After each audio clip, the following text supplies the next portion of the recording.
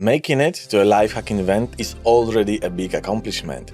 But my guest today, Doomerhunter, not only made it, but on all 3 events that he attended, he achieved the top 10 finish. So clearly, he has some good methodology to find crits on well-hardened targets. So we'll dive into this in this interview. Enjoy! Hello, Victor. How are you doing? Can you please introduce yourself to those viewers who don't know you yet? Hi, Greg. Well, first, thanks for having me. It's so cool to be here in Poland, in Krakow. So really enjoy it. And thanks again for the tour yesterday. I have quite some of specific background. So basically, I was not into IT or into cyber. I was into the pharmacological industry. I have even a master's degree in marketing. Oh. And it all switched when, COVID hit. And the job I should have in North America, in Canada, was frozen. So I was left with no other options. And I was wondering to myself, hey, this big bounty thing seems a bit cool, and I'm starting to make a bit of money with it. Could I make a living out of it?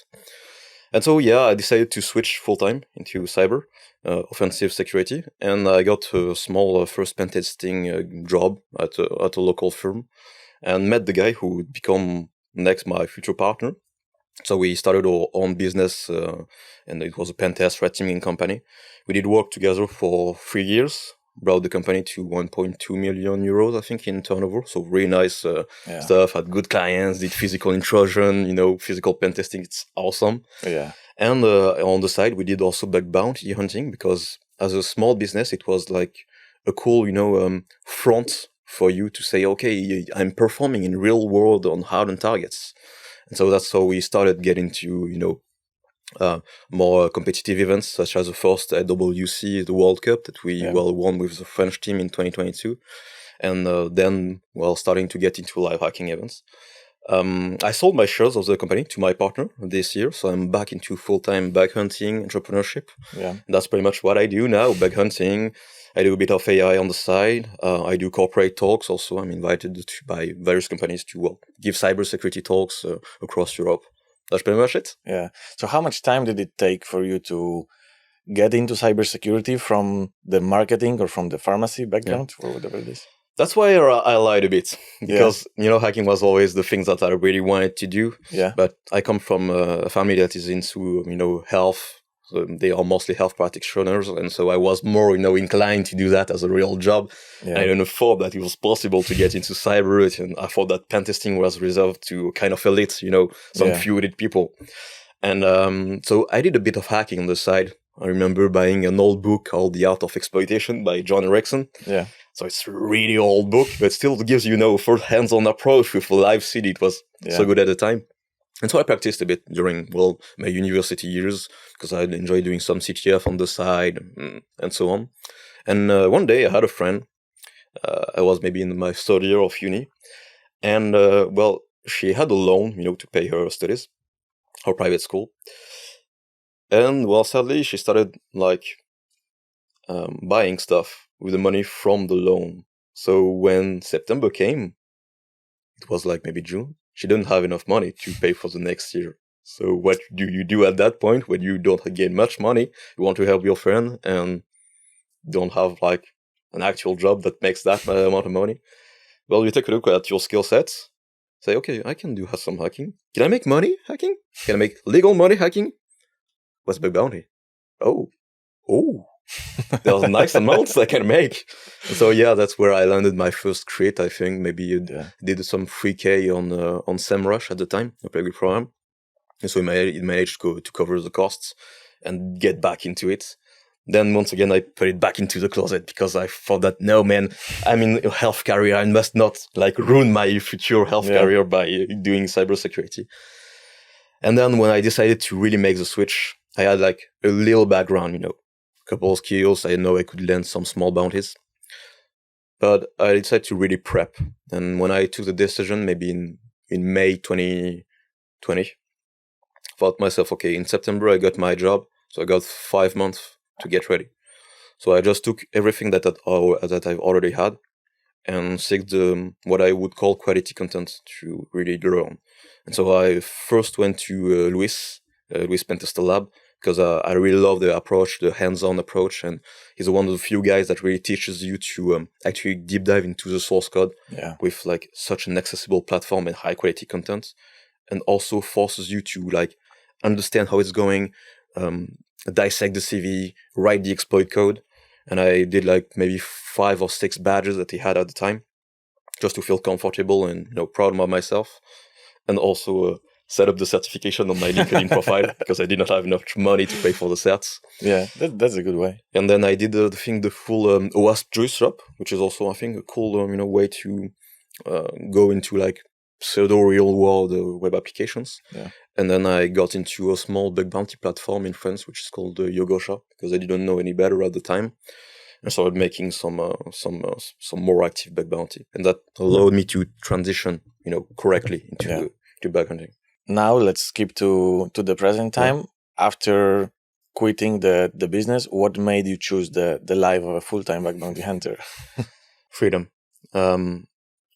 Once you're used to entrepreneurship, you're used to producing value for yourself directly. Yeah. And you're used to, valuing your time and your efforts based on your skill sets and how you bring added value to the real world and to the companies. And so when you have tasted that and you feel confident enough to be alone and stay by yourself, honestly, it's very hard to going back to a classic job. Yeah, it's a one-way ticket. Exactly. But it comes with a lot of cost and a lot of responsibilities. But I had like the money as from my shares, money from my personal and professional bank account, so I could finance, taking the risk of going back to full-time bug hunting. And also, let's be honest, when you start to perform a bit well on bug hunting, you do make a lot of money, and that allows you to open more opportunities for yourself in the future. So I was in a position where I had, like, I think a good network following my business here, had a bit of money in the bank, could make more with the big bounty pots. And if you take all that by itself, you got potential. Then you got to make this potential grow by either building new things, keep building your network, and then keep making money. Yeah. The freedom and all the opportunities that it brought was like why I chose to go along this path. And also, if I understand correctly, you do use bug bounty as sort of the way to grow your personal brand and to also that also fuels the trainings that you give and other things that you do. So whenever you find a bug, you're not only getting the bounty from this bug directly, but also it builds your personal brand, which grows and grows forever. No? Yeah, back in the days we used that as a kind of a front for our business, because as a small company it was really helpful to legitimize yourself as, hey, I was able to find a bug on XYZ big company. It gives you like this legitimacy. And now that it's all just by myself, it's still a pretty way, because I still have like a small audience in France, and still show that you're active, that you are indeed a real hacker. And I think it doesn't only it's not only useful for the audience, it's also used to comfort yourself, think, okay, I'm still a hacker, it still comforts your imposter syndrome or your ego, whatever you want to call it. And yes, it's also a way to grow a bit the business part, because when you, for example, when I give cybersecurity talks to companies in corporate, when they are looking for speakers, they are looking for what they consider special people. So often there will be like high-level athletes, people from the government, ex-special forces, and so on. Yeah. So you're here, with your little computer, and so it helps you legitimate, your presence. Even so, I still feel uncomfortable presenting myself, in front of people. But sometimes you gotta do it just so that people, hey, he knows what he's talking about, or at least he seems to know what he's talking about. Yeah, and it's a good way because a lot of bug bounty you can speak publicly about. Yeah. So, you can be the best pen tester ever. All your reports are confidential. Certainly. You cannot, share the finding from the pen test. Even if you try to write it on the blog, you have to redact the company name and, it doesn't sound as well. When you find a good bug in bug bounty, I hacked Microsoft, I hacked Google, I hacked... It just sounds nice. So, exactly. So it's off that. When you hunt, what is your hunting style? What are your favorite bug classes? That's honestly, it's even what I consider weakness on myself. That I remember, I think it's Justin from Critical Thinking, Rhino Writer, who shared, his roadmap to, okay, if I had 1 year to make 100K in bug bounty, how I would invest my time during the different steps. And I think one of the first steps is getting to comfortable with access control bugs. Yeah.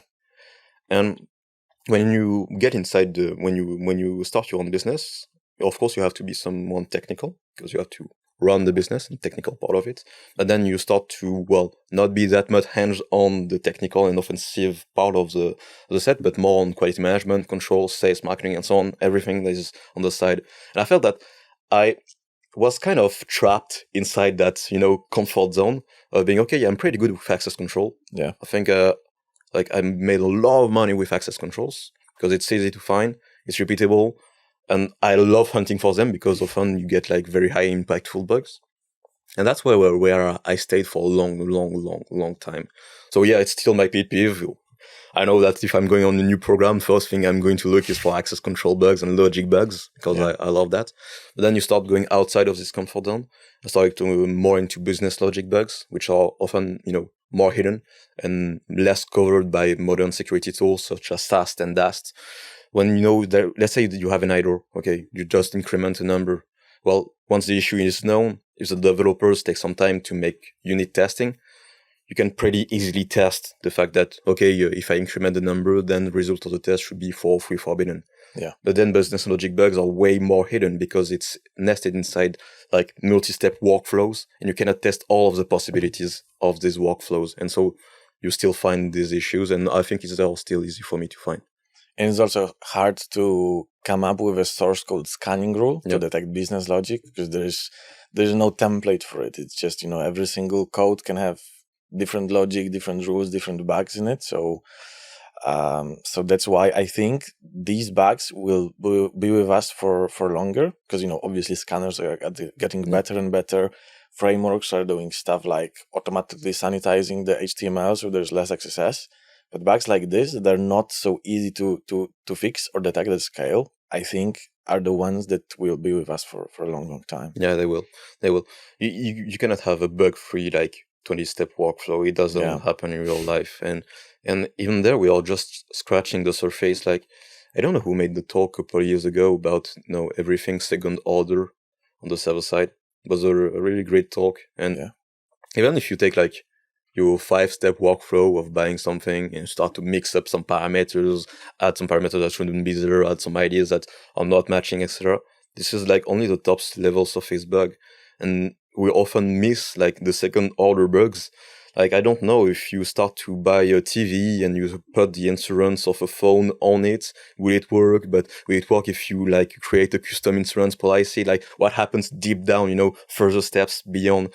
That's what really scratches my mind about bug hunting, black box testing. Yeah.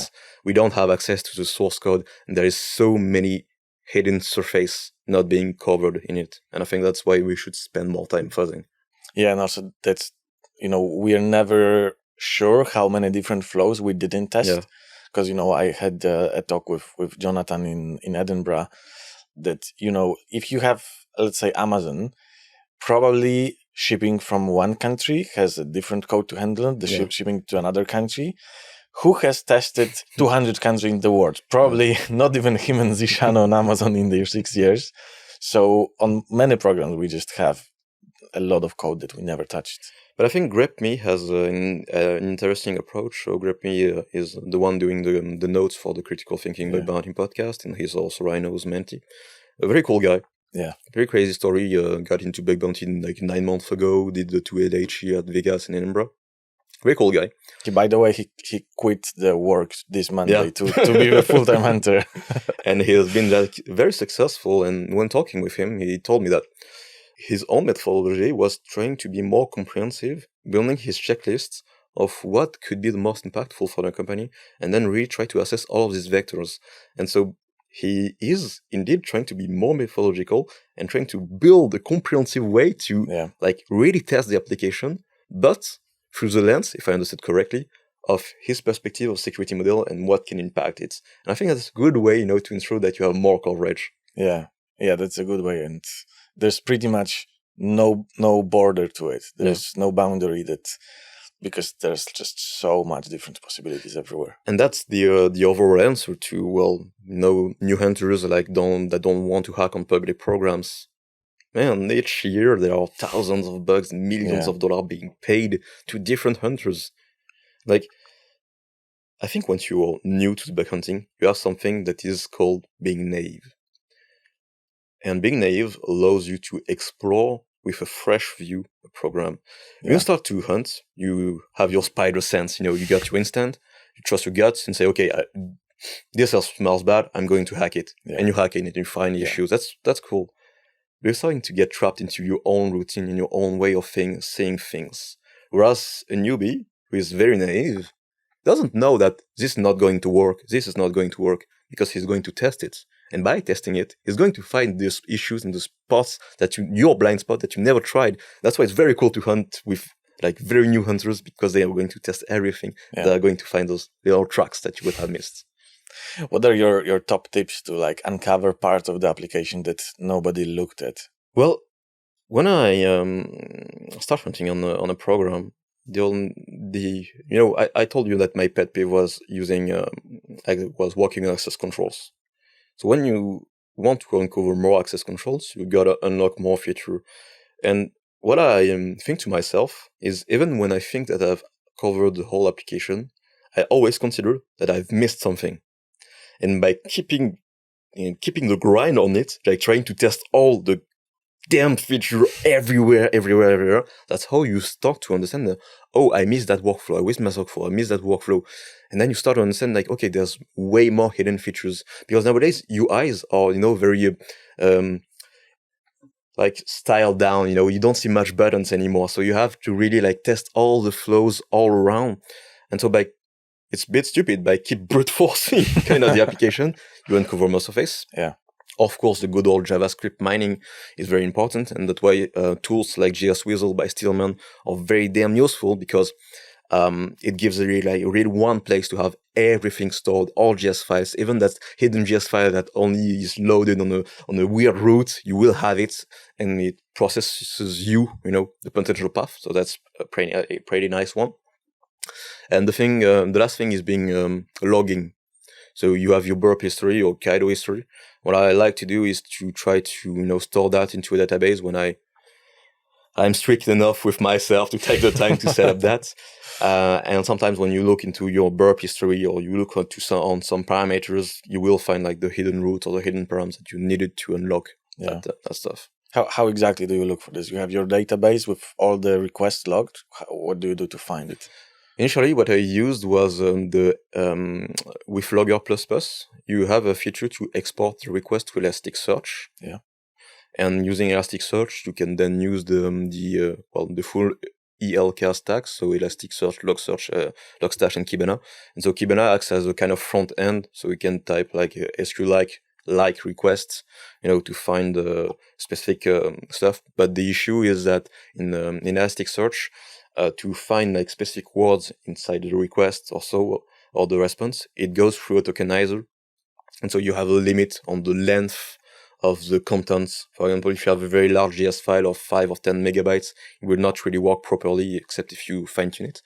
But that's, for example, a cool way to improve your coverage when you're testing for access control or business logic errors, because you're able to find like very hidden parameters that you missed, or parameters that have a similar name, but that you needed to craft like the right request for that newly uncovered route that you understood, that you found in the JS. Yeah, so you just like have a regex to look for to find all the parameters in all the JS files and history, something like this? No, because I'm not disciplined enough to actually build that, and that's why I love Stillman's JS Weasel tool, because it does that for you, and it removes you the heavy lifting on that part. Yeah, it's really nice.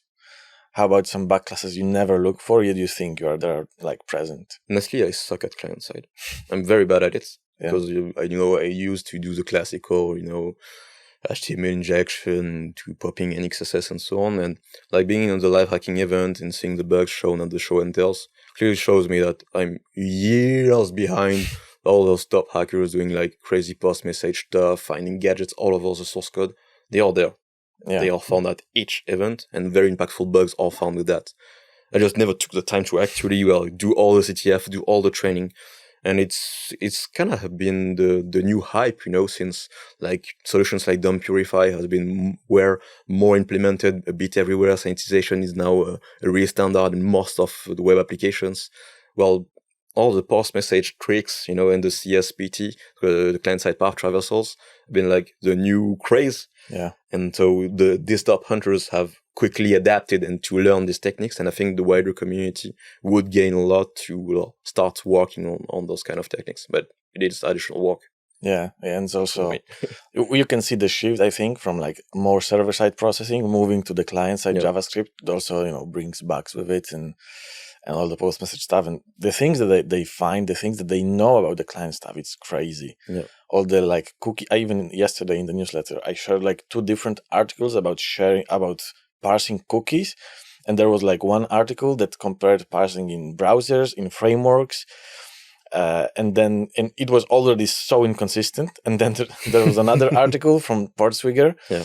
I don't remember the name, unfortunately, where you had like a version cookie, which changes the way cookies are parsed. So you get another layer of it.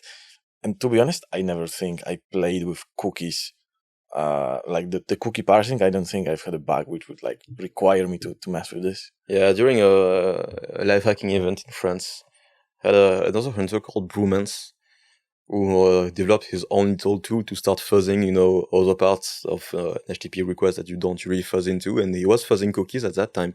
I started to uncover some like beginning of an SQL injection just inside a cookie. And, that's stuff that you have to test for, or you just won't do it. It's just like sometimes, I think it's on Pet Lab or something like that.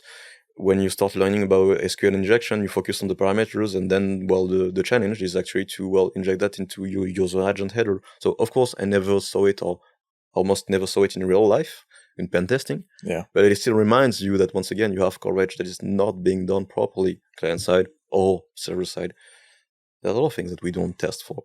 Yeah, and I also think it's the problem. You have relatively few bugs you found in your career because you have like a few bug classes and then a few input sources. So it's easy to like fall into testing the same things all the time because they work. Yeah. And then you have a thing like SQL injection in the user agent header. I've never found this, so I don't test for it. So in the future, I also won't find it. So it's sort of the negative feedback loop where you don't find something, so you don't test it, so you don't test for it. And I struggle with like motivating myself to like fuzz more things and test more things that I think won't be successful, because probably some of them will be successful at some point. Another bug class, it's pretty wide. It's all the timing attacks that were reported. So either you go through the James Kettle route, which is, in my opinion, of course, the way that you will, uncover like very, very, very, very impactful bug. But there is everything related, to also timing attack and sandwich attacks, and also time-based secrets. So there is a Aetlios talk on Reset Tolkien, where basically he's shown that even on some bug bounty targets, he still find like IDs that are derivated from a secret that is derivated from time. And even if we know that it's insecure, or sometimes you have a gut feeling that this smells bad, and you know that it's not secure, but you cannot prove it. It's cool that he and other researchers have started like building comprehensive solutions to test all variations of, for example, is it like your email plus underscore plus a timestamp passed into a SHA-1 or MD5 or unique ID and so on, and all of these variations. And so I think, like we discussed yesterday, like having more and more toolkits and more use case being ready to be tested automatically will greatly help us for all these time attacks and time-based secrets. Yeah, there's so many things to be found. Yeah, and it's a good way to think about it, to try to automate this stuff. Yeah. So, okay, I may not believe it will work, but if it just means pressing a button and, generating something automatically, it's less of a hurdle if I were to manually inject, let's stick to the example, SQL injection payload in the user agent header, in the cookie, in the parameter, in the body, everywhere.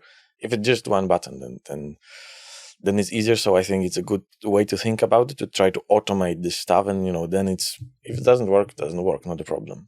The issue is that we end up with a philosophical question, or are we in the end rebuilding some kind of vulnerability scanner to automate ourselves?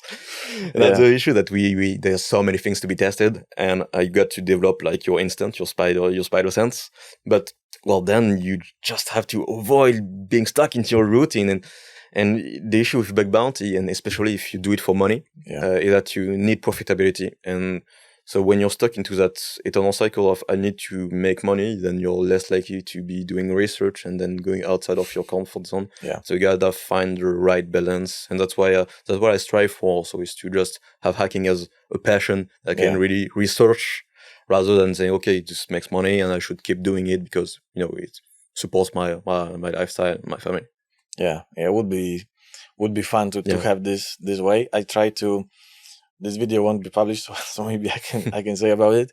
I tried to hack some software that I use. I tried to make a video. I had the idea to make the video of like hacking different software that I use that does not have a bug bounty program. It ended up in like me finding a full read SSRF in 19 minutes because I checked the dates. But then I was like, I planned to spend the whole week doing this, but then I just lost the motivation. It was like, a week is too a lot, and then it's fairly easy to find bugs, and would be cool to feel allowed to just let's spend a week hacking on whatever I want.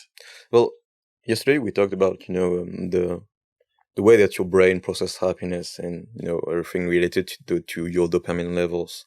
And in a way, we are also kind of victims of that, because now that there is a financial rewards, we are often bound to consider ourselves and our ego as hacker as somehow correlated to the bounties that you make, of course. And also the value of the bugs that you find being correlated to the amount of money that you make, which is of course good in a way, because it stimulates you, got that dopamine, that adrenaline rush, and you want to go forward. You cannot stay in that loop forever, because at any time though you will find less bugs, or sometimes they are underrated by your program. You cannot devalue yourself, because then you just go into a very bad spiral cycle of self-deprecating, faults.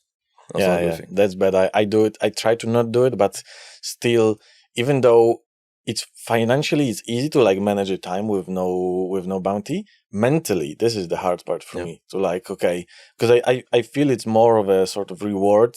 The bounty itself is, of course, it pays the bills, but it's more a way to as you say, to express how well how good your bug was.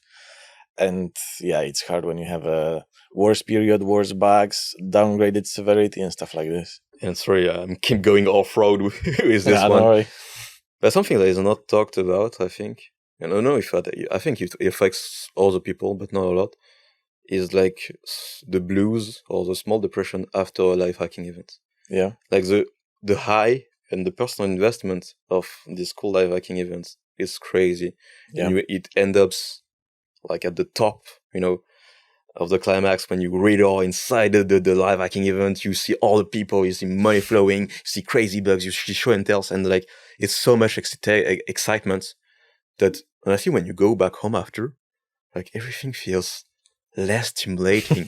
And I kind of feel like a little bit depressed for a week after, because there are way less stimuli. And I think, okay, well, back to daily life, I guess.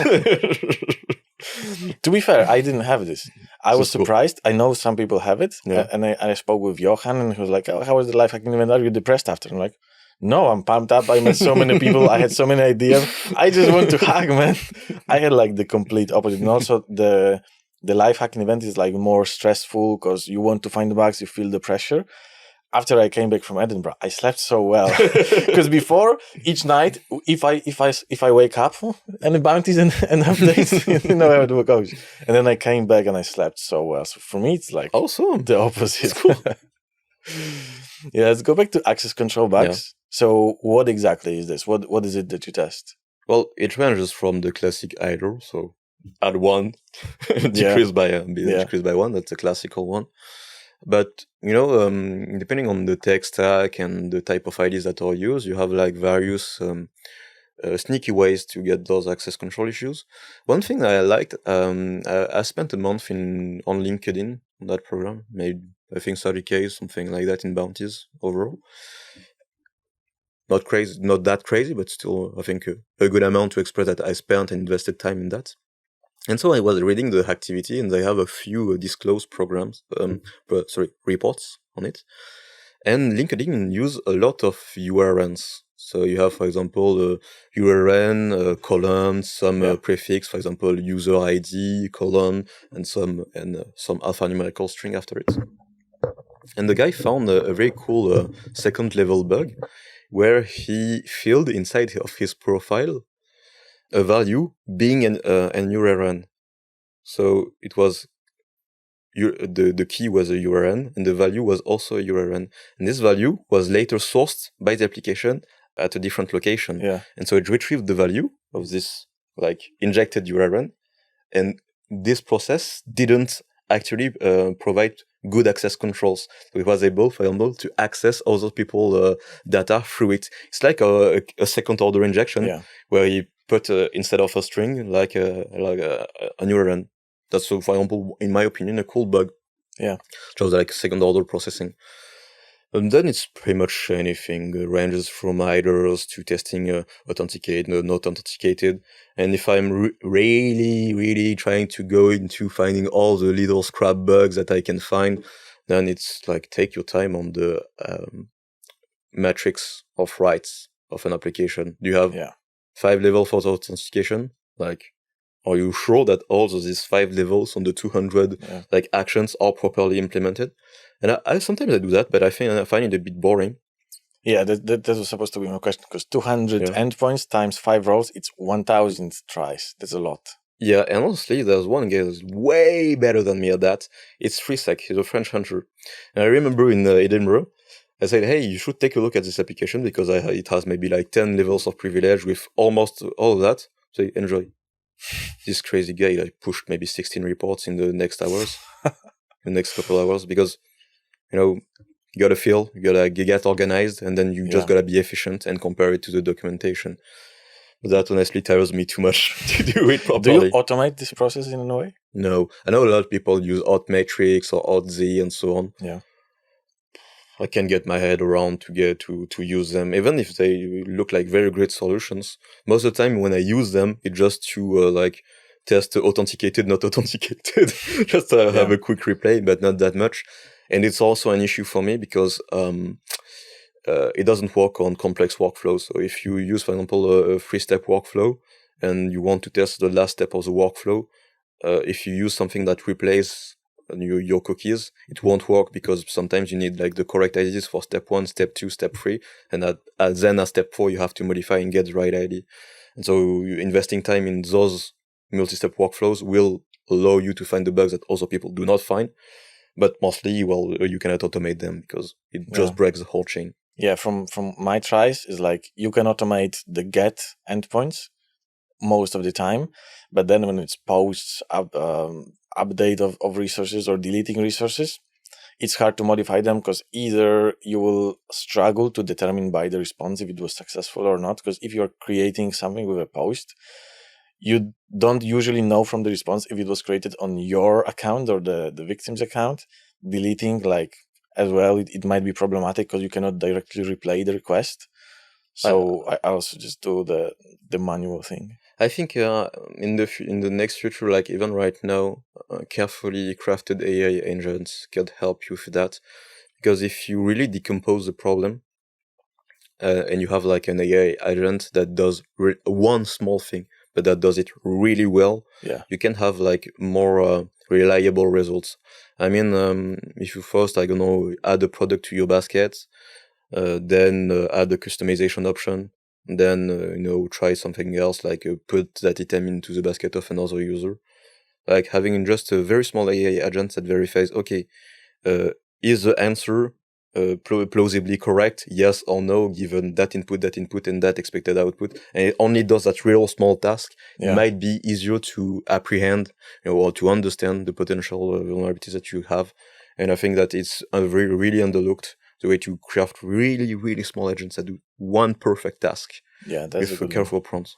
It's way more powerful. Like, if people want to deep dive a bit into that, just take a look at Daniel Miesler's Fabric tool. It has a lot of prompts that are pre-made, and really allows you to understand how to customize those prompts and really have small agents that work perfectly and reliably. So do you use an agent like this, or do you think it's possible to create it? No, I don't use them right now because I'm working on other AI projects. But I think it could be useful. But I think that's a couple months of fine tuning all the stuff, and it's almost a project of a company by itself. Yeah, but I do see the potential in it. I think Yes. by the time we get like a full-blown hacking agents, it's going to be a long time because it's a lot of vulnerability classes, a lot of things to understand. To create something that, takes the 200 routes in the permission matrix and goes through the different resources, it should be fairly easy. En fait, the thing is that if you want to build that, as I said, you have to have like very small agents that do one task and one task perfectly, and then chain those very small agents. And each agent, so will take an input, provide an output to the next agent, and so you have this famous chain of thoughts between unit agents that do one thing and one thing well. And then you have to preserve the context, and the context window is like limited, so maybe you have 200,000 tokens on the cloud LLM, something like that. But the more context you provide, and the less pertinent your result will be. And so your challenge will be to provide just enough relevant context to maintain the understanding of the application of what you're doing. But that's possible, and it's a couple of months of work, I think. So you said you hacked on LinkedIn for a little bit. What is your usual bug bounty program? Because I'll tell you one thing I noticed when preparing for the interview. In many of the profiles of top hunters, like top program is like a private one that I don't even have access to, and they have often thousands of reputation on a single program. Your profile looks different. Your profile, there's many more well-paying public programs. So you're like taking the program with a lot of competition and you still succeed. So what is your usual target? It hasn't been a long time since I got back into full-time bug hunting, maybe the end of March of this year, of 2024.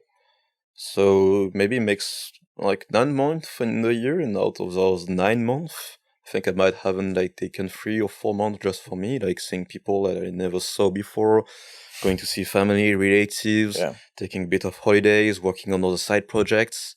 So I wasn't hacking for that much time. That's why the dataset is a bit more limited. Yeah. But I did a full month on LinkedIn. I did a full month on some private program that had 100K in potential reward. It was infrastructure related bugs, so it prepared me a bit actually for AWS. And then there was Amazon that I wanted to look into, and AWS, and it's you gotta get invited to the AWS program. So I was really happy of getting into it after the LHG, and honestly, I think this is going to be my next program for the foreseeable future. Yeah. But when you see a lot of top hunters, in the end, there's not that much of very big paying program that do also live hacking events. So in the end, you still have this small club of maybe, I don't know, there's Uber, PayPal, Capital One, Salesforce, AWS, Amazon, Epic Games, now TikTok. You've got a pretty small subset of programs. So in the end, you're running around the clock hunting all of these programs.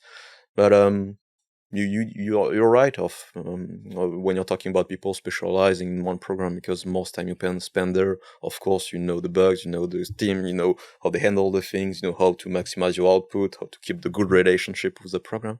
So I think I'm going to stick with AWS, very large scope, allows you to be very creative. Yeah. Both doing classic web bugs to more infrastructure related bugs to exploring in depth some features. Honestly, I think it's a great all around program. I loved it. Yeah, it's nice, and the attack surface is absolutely massive as well. Yeah. How about Yes We Hack? Because you also hack there. Yeah. There, I do not have as much visibility into the stats. How would you sort of compare hacking on HackerOne and Yes We Hack? It's a bit different because Yes We Hack is a European platform, French based. I've followed them and I've been friends with them for years, and it's a great company, and people in there are really, really, really awesome, really great people. And it's a bit different. Basically, when you're in Europe, you don't necessarily have that much large companies like in the US. So of course, the size of the programs and the payouts will not be as big as as it goes on H1. You can expect from a company not on Amazon to pay 100k bucks. That's just not realistic. But it's a small platform, and from when I was very active on the platform at that time, I felt like the triage quality was higher. I'm less active there, so I cannot give factual feedback on how it is now and nowadays. But it feels like a bit more humanizing that when you're on big platform that you feel that sometimes people don't read your report and so on. So I really enjoyed that more closer, more human, more family-like concept. The thing is, if you take a look at the bug bounty market, in the end, like how much areas in the world where you can sell bug bounty? Northern America, which is of course one of the richest countries. South America, which is emerging, but there are still not a lot of companies. Europe, that does have money. Yeah. In Europe, you have mostly the western part, is like starting to have enough companies with strong enough, arms to bear the load of the bug bounty. And then you got this EA, so Southeast Asia. HackerOne has the American market. Yes, we hack is mostly predominant on the European market and fights with integrity on the rest. And so the next battlefield is Southeast Asia. So Yasuak is implemented in SEA. And now the CEO, Kevin, who's now some guy in SEA. I know, well, HackerOne is also starting to get clients there. I know less about integrity. But then it just shows you that, the quality and the type of programs and the evolution of the bug bounty platform will be directly bound to the clients that are able to get.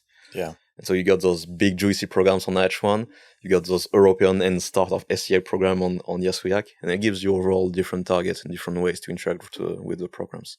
It can be cool, I think, to change and rotate platforms. If, for example, if you feel burnout with working with certain types of companies because the culture is different, working with European companies is different from working with American-based companies or SEA companies. Like, it's a different way to interact with people. Yeah. Also, like the LHEs, the live hacking events, how are they different on Yes We Hack to the HackerOne events? HackerOne events are pretty large scale. You often get like 100 hunters all flown out to some very cool location, like in Vegas or wherever. Yes We Hack has two types of live hacking events. The first one being a small punctual event associated to like a larger event, let's say cybersecurity conferences or cybersecurity, general public events, and they will often hold a small competition, like 24 to 48 hours in it with, a reduced price pool, because often, these are just the people that are going by or people that are specifically going to the LHE, so the wallet size is obviously lower. If you only hack for a day, you're not gonna find as much bugs as you would. And then there are some dedicated live hacking events that are bigger, larger scale, which are, for example, the last one being in Italy with in France, with the Louis Vuitton luxury brand. And so they were flown out to Paris into like the real headquarters, and they invited way more hunters, including North American hunters as well. But it's still a smaller scale. You cannot compare, I think, the behemoth that is HackerOne to European companies, not yet.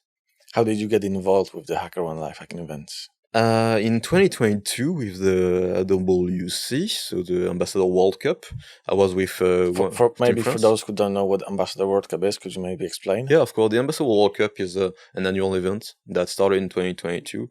It's a bit like football or soccer for your US friends. It's football. So it's like a football competition where you have like teams per country. Sometimes if there are too many people, there can be like multiple teams per country. Then you got the selection phase, which eliminates some teams. And then you go into the classical World Cup style football, where you got like 16 teams and 8 fought and 2-1 until the final one stands. And though each country has an ambassador that represents the country with his team, and that is directly in a relationship with HackerOne and with the programs to coordinate both the hackers and the relationship with the platform. And the rules have evolved a bit. Nowadays, it's like you got a set of programs per round, so all teams hunt on a specific set of programs, usually 2 to 3 programs. But 2022 was wild, man, very wild. Like now I've heard. now it's like properly set up. You got your 3 programs, and they take time between it. In 2022, it was so wild. We were like all the World Cup teams on all of the managed public programs of Hacker One. Do your thing. Yeah. And it was around, I think it took around 1 month. And a sad story in the real world, but a fun joke here is that during that time, the war in Ukraine started getting worse and worse. So they started banning, for example, because there was bans, for regulation purpose on some Russian programs. So, for example, the mail.ru program was present at the time and disappeared during the cup. So yeah, it was a bit chaotic, but very, very, very fun because like people were submitting bugs all around the platform. And yeah, that's where we got the first World Cup with the French team. And in the end, we spent a lot of time on Epic Games. And so as we specialized a bit more on that program, and we had like very good hacker, Snorlax, who was very successful on Epic Games, it helped a lot to really understand the program, find the bugs. And that's how basically we got the first, I think how I got the first invite. I don't remember if I was a +1 or if I was invited. I think I was invited as a customer selected program. That was my first live hacking event at that time. Yeah, I have to take the time to brag. Yeah, because now the Ambassador World Cup this year, I'm also playing as the ambassador of Team Poland. We are advancing to the final 8. France loses out, so it's a payback for for the Football World Cup, because in the Football World Cup you eliminated us. Now we didn't directly compete, but yeah. But you guys deserve it. You're very talented people. You're doing an awesome work, and it's great to see you go forward. Also. Yeah. I didn't expect it as well. We didn't have so many hunters that would be so much so active. So now I'm really proud of the team because and it's also not that we just advanced. We actually scored a lot of points. It's awesome, man. Congrats. Yeah, congrats to the whole team. How can somebody that would like to get involved in the AWC because it's only 20 people in Poland? It's like fewer hunters, so it's not as much of a problem. But in France, I imagine there's hundreds of people that would like to be part of the team. So how can one get involved if they don't have as much reputation on the platform? The thing is, even it's like a big event in the bug bounty world, it's not as much publicized yet. So yes, it's the third year, so people are getting more and more known to it and might want to get into it. But the first thing is also fighting imposter syndrome, so that you don't have to be okay with I'm not able to get on board. Like I know that the French team, one of the French team last year, was comprised of a lot of young hunters, and they still perform pretty well. Yeah. So that's the first thing, being confident. The second thing is even if there is more and more bug hunters, finally the people that really wants to get involved go fewer and fewer with like the level of dedication that you put into. And so once you really start to be active in those kind of circles, we are still kind of not that numerous. There are not that much people who really want to go inside and to go onto the team. Yeah. And then as the ambassador is the one person that is making the final decision, final call on who's going and who's not going, don't forget that ambassador's role is also initially to promote bug bounty in their own country. So you're not just going to take like the old top performing guys all the time. You have to give the chance to your rising stars. Yeah. And that's why you are in the roster. You will have some new guys that are coming in, that are coming fresh. That's a great way, to have your own time of glory if you feel like it. Yeah. I would also say it's good to get involved in the community, because it's also as the ambassador, I also I've heard tips from other ambassadors. It's good to put somebody in the team that maybe has a little bit less experience, but is maybe more passionate, more motivated, active in the community. So I imagine it's also a good way to get involved. Yeah, consistency, just being able to put in the work. And also keep in mind that the World Cup takes almost a year, Yeah. And a year is very long. People sometimes get burnout. People have other issues, have other stuff to deal with. And so even your top hunters might, well, at some point not be available at that time. And so you gotta have people on the roster who are able to take like the fight and keep going. So yeah, just get those young guys and girls and, those rising stars. It's their moment. Yeah. Okay, once you already get the LHE invitation, you performed really well on all the events you've attended. You got the show and tell, you got the top 10. So what's the key to perform well? Thing is, I think my only real capability is to dive, but mostly find the knowledge that I need for something that I feel is going to be vulnerable. Like, I don't consider myself as a good hacker. I suck at a lot of things. I suck at client side. That's funny coming from you. You're not a good hacker. When I hang out with other guys, like, I know I'm maybe the worst guy in the room. Like, you hang out with CTF guys who are like complete brutes on so many topics. Yeah, that's true. Okay, well, I suck at everything. Good. You go with some good client-side guys. They're talking about you. They're talking about like stuff you don't understand. You see the show and tell. And say, you asked me at the second slide. But I think I'm only good as much as the extent of my knowledge. And so I have like my monkey brain processing a bit of knowledge. And then you have to find the right information at the right time to be able to find that bug. And so even if when you start doing bug bounty a lot and pen testing a lot, you have your instinct of what is going to be vulnerable or not. And that's kind of your unique approach.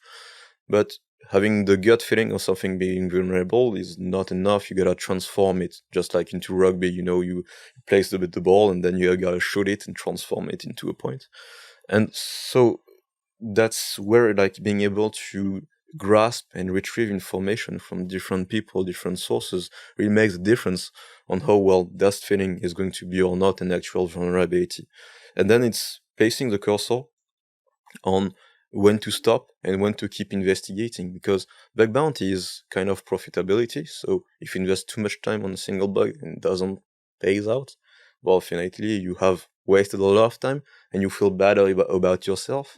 And then just it's being able to place like the right cursor on where you should stop or where you should invest more time, or well simply keep that in a bag for later for another friend who might be smarter than you, and have it going at the right time. So yeah, it's feeling good with the program and being able to seek the right information at the right time. I never did AWS infrastructure hacking before. Yeah. But, right people, right time, right information. It's finding that sweet spot which makes the difference. So what were the things you focused on the hacking events? In which event, for example? The last one, you focused on infrastructure, on AWS? Yes. The previous ones? Did you also have like one goal that you wanted to, or one area? On Epic Games, I focused on very classic web app. Yeah. Purely marketplace. And I did my usual thing with access controls. And the thing is, sometimes, well, people don't care about it because it's not impactful or it's not impactful in their own security model. And then you gotta accept it. So after like spending 2 weeks of doing everything like that and getting like, well, yeah, no, or you're gonna get a low bug. Yeah. Then you feel doubt. Damn, I spent really 2 times like covering the whole platform and covering secret features. I even spent like $2,000 on a premium subscription on it. It was worth in the end, but oh, nice. But yeah, and so yeah, I was kind of tired. And so what I did in the end was to fall back to something that I really never tested at scale before, was trying to test denial of service issues. And that's when I started to find some, nice bugs. And paradoxically, the 2 weeks of work that I did to uncover, hidden attack surface, accessing premium features, like even broken features or things that were not implemented yet, accessing them and so on and so on, didn't pay much in the end. And I've made almost all of the money in the end with a couple DOS bugs. How with those bugs? Aren't they out of scope usually? Yeah, they are. They always are. Like, almost all policy will have like those bugs. I think it's really program dependent. It's out of good sense because they don't want people to spawn 1,000 VPS and start doing some volumetric DOSes because it doesn't add any added value and anyone can do it, and it's just gonna bring some issues for the people in front. But application level DOSes are sometimes accepted. And once again, it depends on which program you're working on and the security maturity of that program, and which part of the application you're able to crash, potentially stop.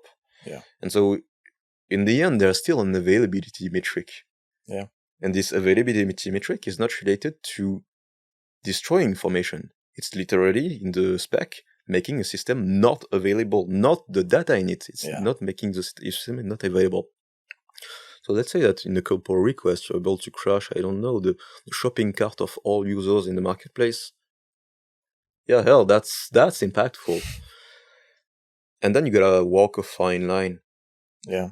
Because you can't really test that in prod. So most of the time, either you have a suspicion, a very hard suspicion, and live hacking events are cool in the way that you can talk with the final program or demand validation. That's a good thing. Or, well, you just scale up properly and progressively. And you just, for example, I don't know, create enough objects to slow the server response to 3 seconds, 5 seconds, 10 seconds, 15 seconds. And you cross-check with another user from another IP with another account to ensure that you indeed have a cross-user account impact. Yeah. So would you also test DOS on, let's say, a public program where you don't have the direct connection with the customer? How would you, and if you would, how would you watch out to not cross the line? With those bugs that are kind of, on the fine line that you should not really cross, there are two things. The first being, don't look like a complete fool to the program. So if you're starting to, cross that line, at least make sure that you've got a really nice impact and not that you're crushing like some small things that, the program doesn't really care about. Make sure that you've got actual like potential, that you have actual potential impact on something that is really big. Because, if you're going to do something, do it well, especially if you're, crossing the line. Second part is, if you have like something like you send one request and it's permanently crashed, don't do it. Yeah. But you're going to have a very hard time with triaging and then the final program. So depends on who you are talking with during the triage and how the program receives it. Sometimes it's going to be yes, sometimes it's going to be a no. And if it's just a no, well, you lost your bug, but at least you didn't have any issue. Yeah. But if it's something that can be like a bit smoother, for example, you create a lot of objects in the database, and then you return all of these objects at once, at least you control the amount of data that is returned. So you can create them progressively, 1,000, 2,000, 3,000, and so on and so on, and just assess the response time of the server. And so if you start seeing like response time for 5 to 10 seconds, and it's scaled like linearly with the amount of object or action that you perform, then logically you know that it's sufficient to make a first report. And then often it's going to end up about no, that's not enough. So you ask, okay, should you go further? Let's say go further. You do, show a significant higher delay. Or sometimes they would just say, no, it's out of scope. Yeah. And then it's kind of a weird situation because they wanted you to show impact, but they're not allowing you to show impact. But it's just the role of the game that you decided to play by trying to use this kind of bugs. But honestly, on more mature program, it's less of an issue. Yeah. So would you send a report, let's say, when you have a response of 10 seconds, or would you look for a higher delay? What is sort of the ideal response time that you would think shows the impact without actually impacting too much? It depends also on how it impacts other users, because sometimes you can improve the response time for yourself. Yeah. But this is going to be, for example, a very short spike at one set point in time, for example, at epoch A. And so when another user uses a site, if it's at epoch A plus 1 millisecond, maybe he will not be impacted. So the thing is, you gotta cross-check to ensure that it actually works. And if you cross-check with another user and get a delay of 5, 10, 15 seconds, I think it's enough. And consider that in a lot of DOS cases, the proof of concept that you're going to push is not going to crash the platform instantly, but rather provide like a sufficient delay enough at a fixed point in time. And it's only if you really continue way past that point that you might consider crashing the platform for a bit longer time. So it's often scary, but you often have like a lot of room, between having an actual worst case scenario impacts. So do you actually, when sending the report, you also like test that if the delay is present for another user with another IP address than the sort of attacker user? Yeah, for me that's the gold standard. Okay. And that's what I was often asked on some programs. And at least it really shows that you have no bias. And even though it's like less cool to do because it's actual additional work to have like kind of a second computer or second IP and so a second account. Yeah. At least it ensures for yourself that by applying this methodology, you have a real applicable report and not just like being like almost all of us hunters being very bound to your own vulnerability. Say, no, I know it's true. I know it works. Sometimes it doesn't. And, being a bit strict about that kind of methodology allows you at least to be 100% sure that you have an actual bug. And it still feels good because even if that's rejected, you found something and you feel good about yourself. Yeah. Doesn't it feel, because when I think about it, the sort of problem in my head is if it's, let's say there's a single worker and let's say I have a second that causes a 30-second delay. I know that if I test it from another account, it may get routed to a different worker. So let's say there are 4 workers. I would have to send 4 30-second requests so that this user is affected. So I would have to sort of brute force how many workers are there by essentially sending requests that I would prefer to avoid sending too many of. So like, how do you manage this? In my opinion, there's no good solution. I was talking with Blacklist about another bug class, so not another DOS. And by doing statistical work, he understood that his vulnerability worked like 1 out of 4 times.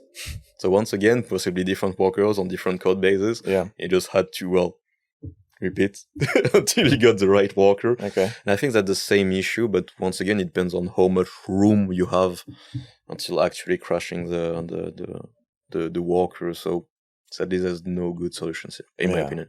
Yeah, it's a hard problem. How much, if you were to estimate the percentage of how many your DOS reports were accepted, is it like 50%, something like this? More, less? Well, I did most of them during LHEs, I think. And so during LHEs, I'd say 70% of them. And outside LHEs, well, what I found was way less impactful. So it was still accepted, but it was like a lower medium bounty.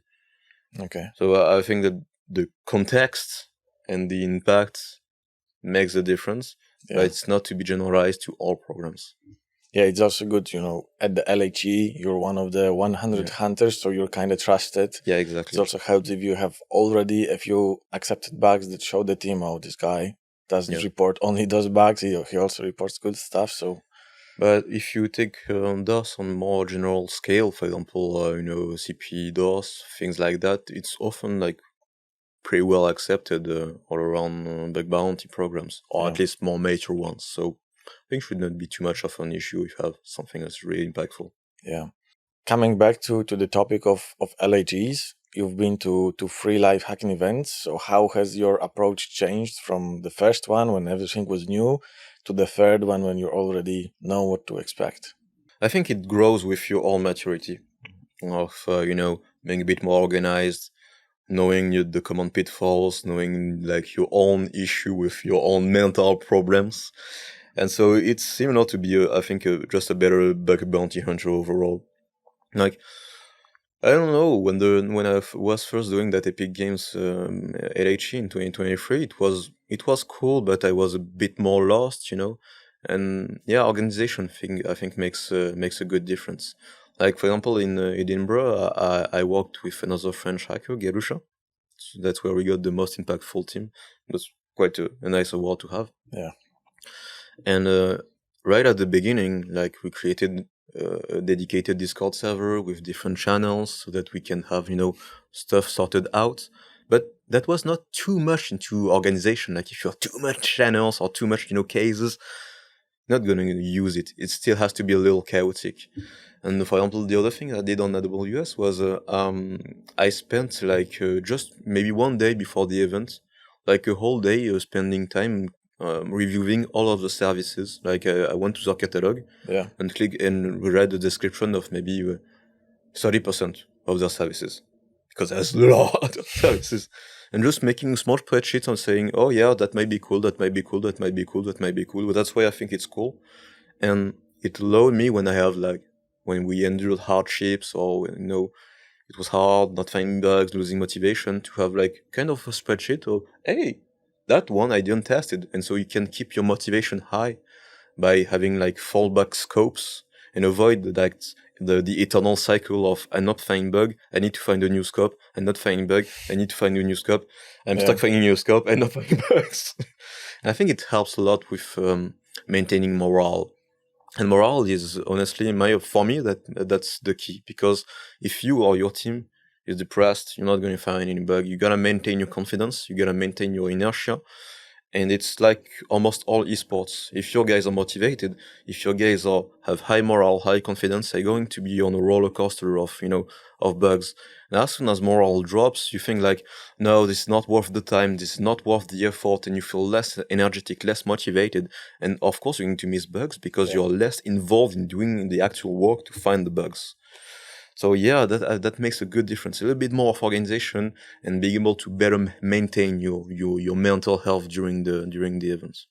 How do you manage your focus during the event? Because the mistake I've done was like I wanted to focus completely on the LHE, and it was just too much, and it ended up being worse than if I stuck to my routine, to my sports. So how do you manage your time during the LHE?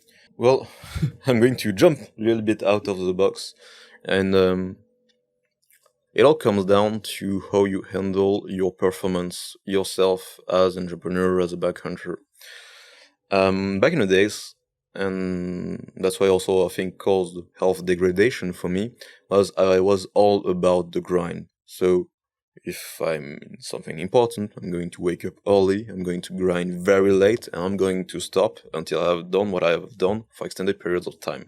That was my first LHE, and honestly, I felt it on my health because I didn't sleep much, I smoked a lot of cigarettes, drank a lot of caffeine, and it has an impact on your body.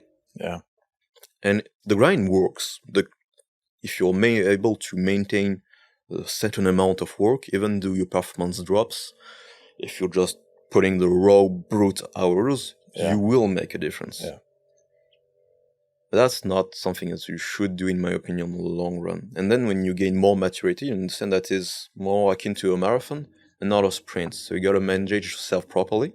And so if you manage yourself properly as an individual, you gotta take advantage of your peak focus hours.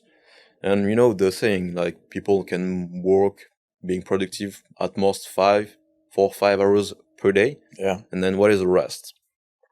I don't believe in purely being productive for 4 or 5 hours a day. I feel the difference. I think like my top hours are maybe 3 hours of full focus. And that's where most of the work get done. But for me, you gotta find the right balance between the pure and dumb grind and only, maximizing your peak focus. You gotta find the right balance. And then in between of that, you gotta go and enjoy indeed your rest, your hobbies, your life, your wife, and so on. And so you do see the difference when you start to find that right balance, because you maintain your morale, you maintain your routine, you feel good as an individual, and it just shows off in the final work. Yeah, for me, the sort of problem that I have with this sort of, because I do believe there's few hours during the day that can be really productive, but in Bug Bounty I feel it's as important to have these really focused hours to solve a problem, write a script, come up with a bypass, but also the hours you're just at the computer using the app, triggering different flows, looking for the one point where you can then spend this focus time bypassing. So it's necessary to also like just spend a lot of time. You don't really have to be super focused, and it's sort of you can never plan for it, and that's sort of why where I struggle is just 3 hours a day is not enough, because if 2.5 hours are just browsing the app and not actually finding a particular bug, it's too little. And then that's where I find myself having very various amounts of hours on different days. If you just gotta find the right balance. Yeah. And if you get that sweet spot on, you're going to have bugs. You have to work on all, of your workhorses to get the actual job done. That's perfect. How to not feel that, especially in the group of like 100 hackers with so many top guys, how to still stand out, how to not feel the imposter syndrome. Honestly, I still feel terrified. Like, I know that I'm maybe likely, because of the rankings, going to get a next LHC invite, and I told you about that yesterday. I'm damn terrified of the next LHC because I don't feel confident, or I don't feel like I'm going to perform well, and I'm afraid of the scope that is going to be, if there is one, and I'm afraid of not of the people there, because people are quite friendly, and I'm afraid of that competition. Yeah. So what I do is forget about that. The thing is, even if you're kind of competing with other guys and girls, actually you're just competing with yourself, and you just run your own race. The thing is, at an LHC, you got a lot of people working on the same program right now, but you only know it because it's an LHC. Yeah. Which work on Amazon or is also a good program. Do you see the people hacking in the same time, the same focus? No, you don't see them. No, I don't. And so what you do is simply, put in the work, stay in your bubble, enjoy the ride, talk with other people because it's cool. It's an emulation. People are having fun together, finding cool bugs, etc., etc. But disconnect yourself from the direct competition, or else you're going to try to rush some things and get them badly and poorly done. Because you must keep in mind that in LHC you have a duplicate window, which means that during the first week of remote hunting, every bug that is a duplicate will be split between all of the duplicates. So if you're a dupe, you will still get paid. Which means that if you have like a super cool bug chain, you don't care about having your bug stolen by another one. You can just put in the work to have a quality time and quality bug chain. And so when you start forgetting about the competition and just focusing on having your nice bug, you will find cool bugs because you invest 2 weeks of time and you will find something that is very nice. But in the end, isn't that just the advice that generally applies to bug bounty? Forget about the other people, find cool bugs, get the reward. Yeah. In the end, that's the secret. That's, in my opinion, it's the same thing. Yeah. For me, it worked. At the first event, I looked at the leaderboard and stuff like this. The second event, I'm sitting here. You made as a team 200K on AWS. I made like 18. If I just compare myself, I was like, he made 5 times as much. For me, 18K for 3 weeks of work, it's still a lot. Cool. So, I'm happy with this, and it's probably the only way to like keep the sane mentality. Yeah. So it's really, really smart to you look at yourself, look at your bugs. Also, being a duplicate of somebody at an LHE, it can be kind of an honor. I duped this guy, it's cool. so you don't even see it as negative. And I don't get the exact quote, but if I remember correctly, it's from Miyamoto Musashi, the Book of Five Wheels and everything related to samurai fighting, honor, and the Bushido, the way of the samurai, is that today's victory is to be greater than the person that you were yesterday. Yeah. And tomorrow's victory is to be greater than what he calls the lesser man, which includes, basically yourself. That's the way that you should see it. You're walking your own road, you find your own bugs, and in the end, competing with other people and pushing them, trying to find the bugs before them, it's not going to work well for you. Yeah. what I wrote, I wrote a small blog article about, performing in LHE. And the thing is, thousands of hackers made thousands and millions of dollars per year on those events. And it works because they are not fighting with each other. They just have their own style, and own unique approach. Yeah, that's a really good one. And honestly, the unique approach is not like, I have a super secret nested bug. No, that's not the case. It's based sometimes only, for example, the way you perceive the security model. Just that. Yeah. You also mentioned collaborating during the event. So can you tell us more a bit, how does it work? How do you split the bounties? How do you split the tasks? The gentleman agreement for me is the standard 50-50. Obviously, the bounty is complex. Situations can evolve. People can stop, can get more or less involved. And of course, in a lot of cases, people might feel not comfortable with, doing the full 50-50. I'd rather do it even if my teammate doesn't work, because at least I know that I will always be full clean. You get your 50% cut. If you like, we'll stick together. If you don't like, we'll split ways. It was fun working with you, but at least that's a gentleman agreement for me. That's what I did, for example, with Noxious in the Las Vegas event, where we finally collaborated on some bugs and say, okay, don't worry, we are collaborating on that type of bug class. So I had a couple reports before. I'll put you at 50-50 because I trust you and I want that to be fully fair. And that's what we did with Gerusha again at Edinburgh. It was, okay, are you willing to invest your fully? Yes. Are you willing to do a 50-50? Yes, at the standard agreement. He told me, okay, I have a day job, so maybe sometimes I will not be as available as yourself. Is it okay for you? Yes, I don't care because I trust you. And then you just find the right people at the right time. Gentleman agreement, go on. And then it's just trust, and being complementary on your skill set helps a lot. So what do you get out of the collaboration? 3 things: morale and confidence. Because it's always cool to have another hacker with you, and not just alone fighting the odds, the krakens, the titans of bug bounty. It's cool to have like a teammate just to hang out with, someone just to care about, to enjoy being around. That's the first thing, and as I said, morale is very important. Second part is indeed when you have complementary skill set. I'm terrible at client side. Gerusha considers himself bad at server side, but that's a lie.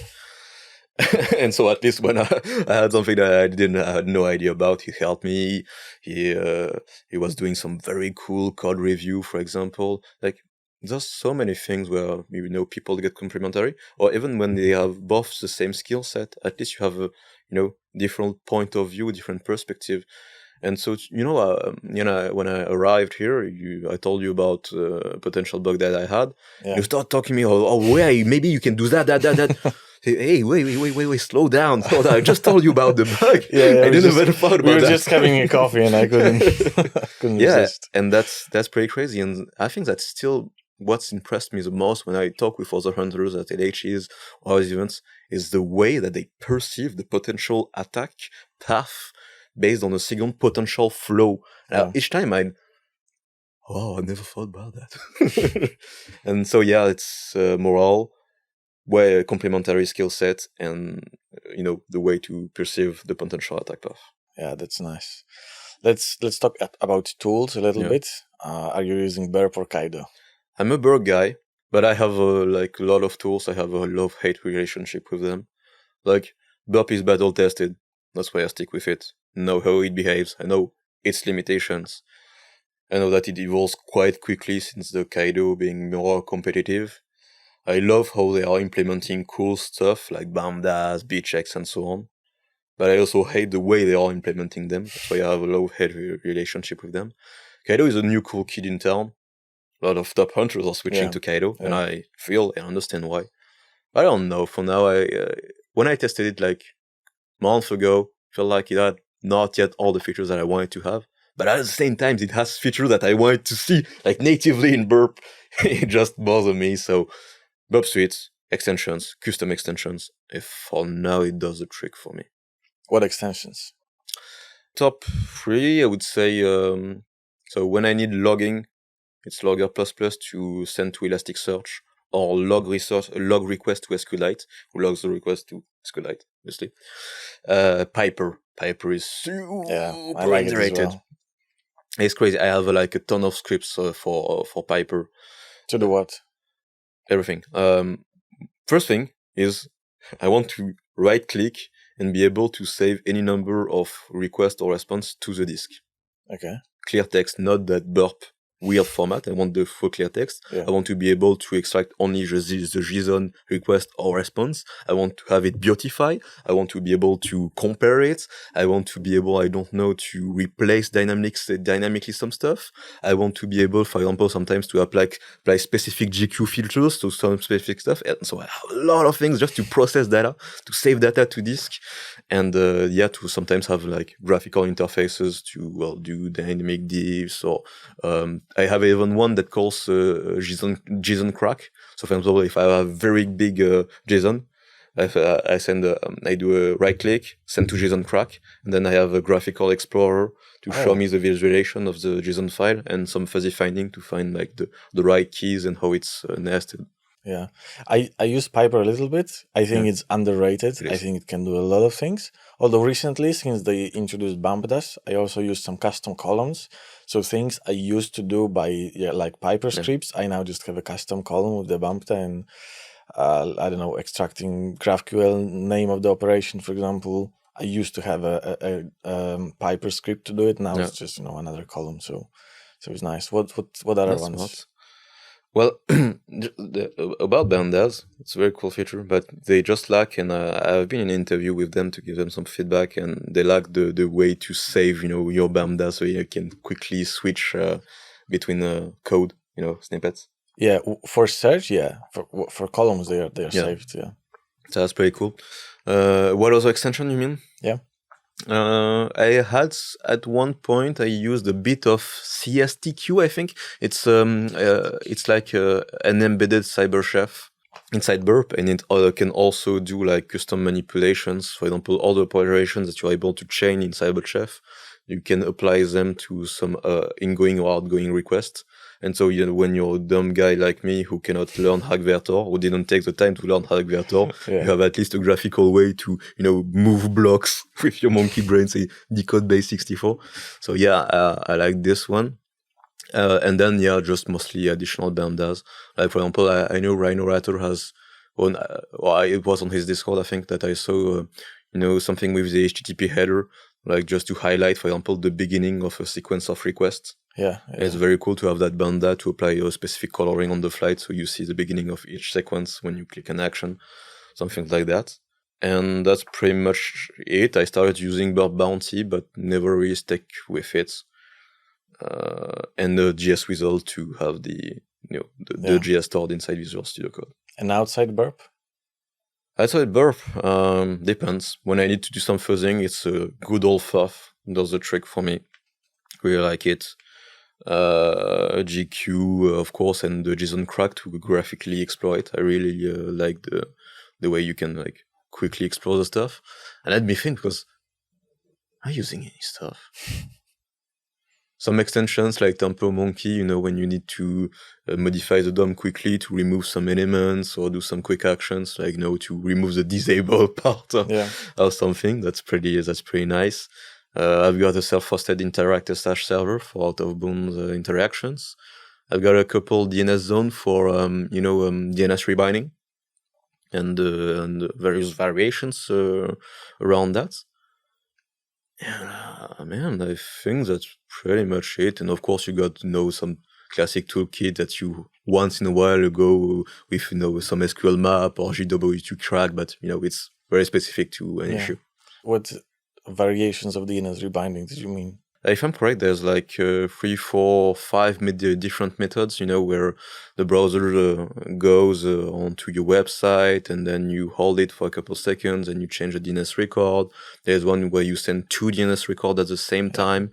And it's I think it's Rhino who made a tool for that, which is DNS Rebind Multi-A, something like that. Okay. There are also some variations to clear the cache by saturating the number of DNS responses you send them. I didn't know. It's like there was 5 or 6 variations, I think, in the tool Singularity when you set up it properly, and then you got other tools like DNS Rebind Multi-A and a couple other ones on GitHub. Okay, I didn't know all of them, so I have to check this. Yeah, it's cool to set up, but it's boring because you have to set up correctly your DNS zone and all the tools and so on, and then you can just customize the JavaScript on the page and the test. It's cool. Yeah. How about AI? I know you have some great ideas for using AI in the future, but today, how does it help your hacking? At multiple levels. I love what Justin was saying regarding keeping yourself in a good flow state. And there's another French hunter called Laluca who talks about that, about keeping yourself in a good flow state and avoid having like breaking interactions and so on. So I love how when AI is correctly integrated into your workflow, so you don't have to open Chrome, go to ChatGPT, create a new chat or something like that. So I have a lot of bindings, so just I can interact quickly with AI. I have like a self-hosted LibreChat, which is simply in using the APIs of the most popular LLMs providers, and you can self-host it, so you can like have a nice graphical interface with all your parameterized queries, your prompts that are all correctly stored in one place. Yeah. So it's pretty cool, and it also adds some other features. For example, Big AGI, which is another application, allows you to do something called Beam, which allows you to query multiple LLM providers with the same prompt, so you can compare the questions that you like. And sometimes there is also multi-step reasoning, for example, where you take 2 or 3 LLMs, different LLMs, working on the same things, and then makes a diff and a unified response. So that's a lot of cool stuff. I started working on Daniel Miessler Fabric, so it's a CLI tool which has like a collection of prompts, maybe 100 to 200 prompts, very cool. And so basically you can pipe anything in it. So from your command line, you can say, for example, SQL map --help, and then you pipe it into Fabric and specify the prompt that you want to use. And so, for example, you provide, your inputs from your terminal into, your AI agent, and you pre-configure a prompt, for example, to ask him to, generate you the perfect SQL map, I don't know, a command at some point in time. And it's very cool because it integrates natively, into your environment, terminal environment. But mostly, it has like very high quality prompts, how to organize them and how to ensure that you get quality results. So it's pretty nice as well. I was starting to develop also a burp extension, and I recently saw Justin sharing and his team the integration that they made into Kaido. You do a Shift L and you got that. And I was initially developing something like that for myself. I gotta check if I have the time and the strength to endure, coding in Java for that much time. But yeah, that's the kind of thing I do. Yeah. How do you see the future of AI in hacking? Is AI going to replace bug bounty? Not necessarily, but as all things, when the maturity level of defenders rise, the technical capabilities of the attackers also improve. And so, not necessarily, because for now we are pretty far from having the real, artificial general intelligence, and we are still stuck by context. So, context is pretty much everything. It's the state machine, Yeah. And if you're not able to maintain context for a long period of time, you're not able to, have really meaningful, in-depth assessment of something. And that's why I talk so much about, those little agents, this chain of thought, and the way to go around the limitations of not having enough context. So yeah, maybe one day we'll be replaced, and that's not a bad thing, but we will find other things to hack on. AI is a black box. No one understands really how it works. Even like you've got machine learning engineers who work under the hood, but it's a black box for a lot of people. Once AI has replaced us, we will hack AI, and then we hack other things. We hack quantum computers. I don't know. Yeah, that's the good mindset. Like, if the technology changes, we'll adapt. Yeah, there's always be need for security somewhere. Yeah, we can't be like attached to a technology or to a specific time. Like by nature, it's always evolving. Technologies are rapidly, also deprecating. Like how many weeks can you wait before there is a new JavaScript framework? 2 weeks, maybe. It's bound to evolve, and hacking is the art of learning, not necessarily the art of exploiting, but it's mostly the art of learning and then applying those skills. Yeah, good. We'll come to an end. Yeah. Tell me, what are you looking to achieve in the upcoming year 2025? Basically, I'll try to keep around LHs because they're very cool events, and of course, we make big money with them. And I think, to keep building some wealth, very honestly. Yeah. And I'd like to also diversify myself outside of the cybersecurity world. So for now, I have a side project with AI, but I'd also like, for example, to have some real world businesses to ensure that we are living exciting times, but also very dangerous times. And I think it's good to have like a little fit in the real world, maybe a small restaurant, maybe a small house, something like that. That you can touch. Great. Thank you so much for the interview. It was awesome.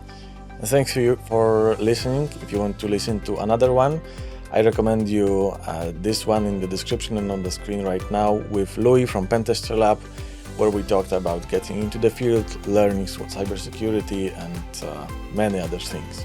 For now, thank you so much for listening, and goodbye.